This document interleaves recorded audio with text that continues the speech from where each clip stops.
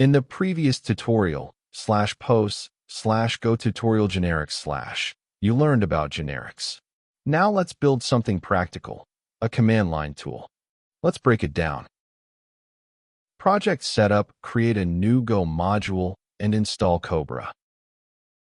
Your first Cobra command start with a simple root command. Run it. Cobra generates the help text automatically. Let's add real commands. Building the To-Do app. Our app will have 4 commands. To-Do add by groceries, add a task, to-do list, list all tasks, to-do complete 1, mark task 1 as done, to-do delete 1, delete task 1. Task storage first, create the task model in storage. We store tasks in a JSON file. Add command list command complete command delete command, putting it all together. Try it.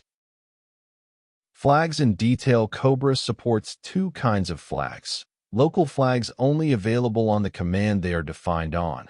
The varp suffix means it takes a short flag to O-L-V. Persistent flags available on the command and all its subcommands. This flag works on every subcommand. To do, config my.json, add task.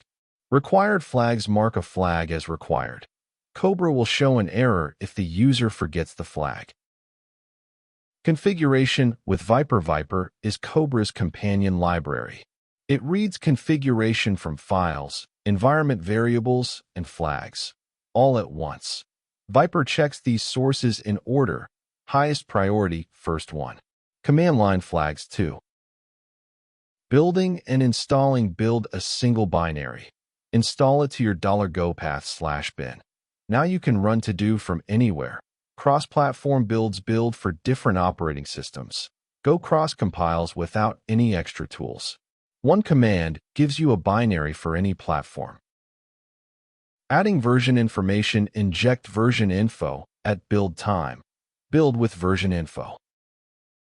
Error handling and exit codes. Use run instead of run for commands that can fail.